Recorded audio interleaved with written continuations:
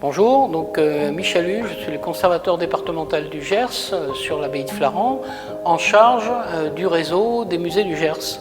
Donc cette exposition est créée et conçue par la conservation départementale, donc ma direction encore une fois sur Flaran. Comme chaque année, dans le cadre du réseau des musées, on installe un certain nombre d'expositions sur les 6 musées de France du réseau gersois dont on a la tutelle scientifique. Et cette exposition avait été conçue à l'origine à l'abbaye de Flaran, comme on le fait toujours avec les expositions dans le Gers, et installée sur le site d'Eauze, le musée d'Eauze, en lien avec le site de Séviac, puisque vous le savez peut-être, c'est un regroupement de collectivités entre Montréal du Gers et Eauze qui permet de gérer les 3 sites archéologiques, les 2 dont le musée sur Eauze et le site de Séviac.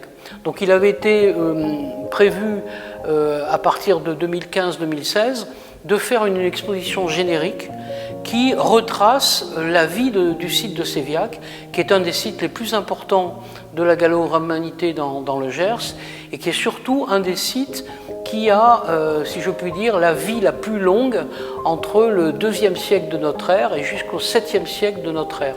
Donc c'est un cas très particulier, effectivement, en France et notamment dans le Gers. Pourquoi faut-il venir visiter cette exposition ? Alors, l'importance de cette exposition, c'est qu'en fait, c'est la première exposition rétrospective sur le site lui-même.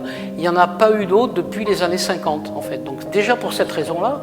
Et puis, ce qui est intéressant aussi, c'est qu'on est là au musée de Lectoure et que l'horizon chronologique des découvertes qui ont été faites sur Lectoure, 4e, 5e siècle de notre ère, sont équivalentes en datation à celle de Séviac. Donc il y a un parallèle là entre les 2 sites de Lectoure, le site de Séviac, qui est tout à fait intéressant pour les publics.